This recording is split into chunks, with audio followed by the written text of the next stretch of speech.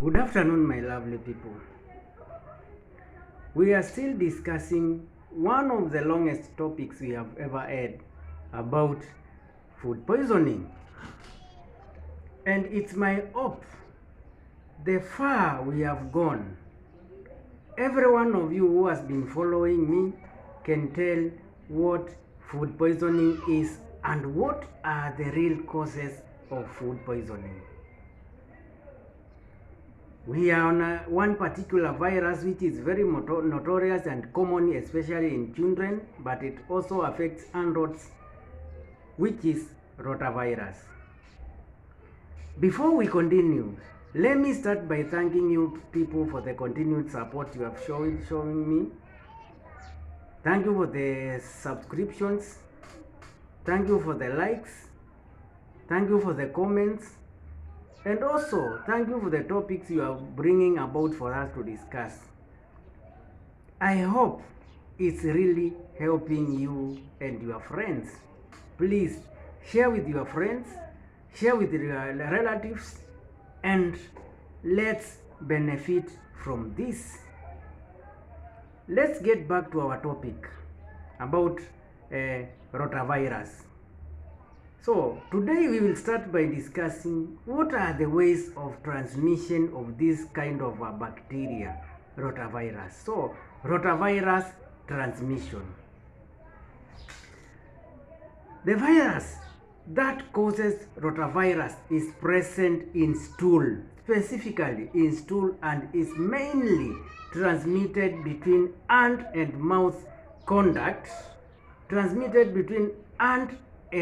mouth contact. So your hand must have come in contact with it must have come into contact with an infected stool. Then it goes direct to your mouth. That is what we mean by hand and mouth contact. If you touch a person or object carrying the virus and then touch the mouth, you could develop the infection. This is the most common from not washing hands after using toilet or changing diapers. So this virus can commonly be transmitted from not washing your hands thoroughly, most probably after visiting the toilet or changing your child's diapers.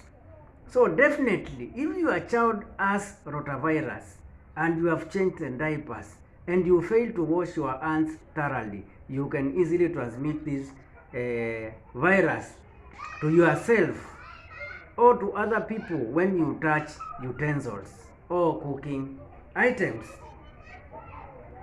A point to note: infants and children under 3 years old are at higher risk of developing rotavirus infection.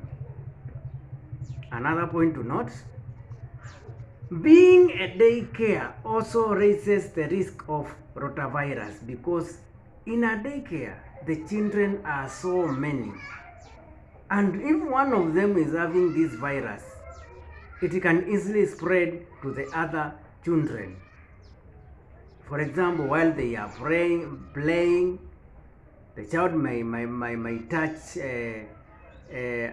his or her fecal matter and touch a bottle which is having water, then another child takes the water.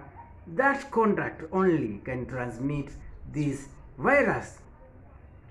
So this virus can remain on surfaces for several days, possibly a week, after a person with infection touches them. So it can remain in a surface you have touched for a week. If your hands, you had changed a diaper for a child with a rotavirus and you have carried that virus in your hand and you touch a surface like a doorknob, a table, that virus can remain there for at least a week. So this virus can remain on surfaces for several days, possibly a week, after a person with infection touches them. This is why it's critical to disinfect all common surfaces in your home frequently, especially if a member of the household is having rotavirus. So it's critical to disinfect all surfaces if you have a member of your family, be it your child, having rotavirus. Why? It can stay in surfaces you touch for more than a week or for several days. A question you can ask yourself: how long does rotavirus last? How long does rotavirus last? Here, during the course of infection, your child might first get a fever and vomit. Those are the early stages. Your child may get fever or vomit, may also have watery diarrhea. That occurs between 3 and 8 days after infection by this virus itself. So, your child might, during the course of infection, let me repeat this point. During the course of infection, your child might first get a fever and vomit. Watery diarrhea can occur between 3 to 8 days after infection itself, and infection itself can last for 10 days. In stool after symptoms go away.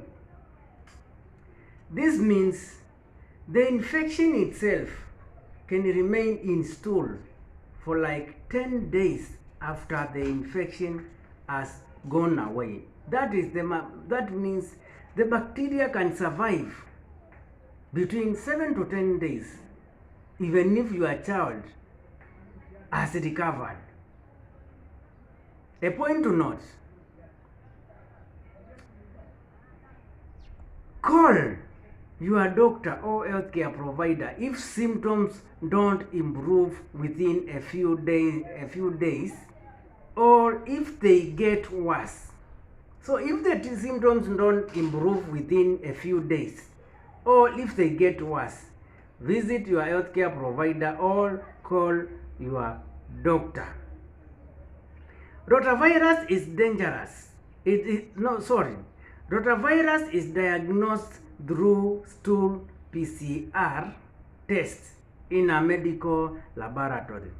So the only way of diagnosing rotavirus is through stool PCR, and it must be in a medical laboratory.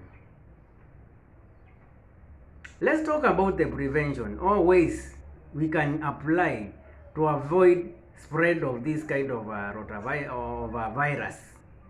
So, severe dehydration is a serious complication of rotavirus and is also a common cause of rotavirus recorded deaths. So the recorded deaths which occur as a result of rotavirus, the main complication is always dehydration because of the vomiting and the diarrhea.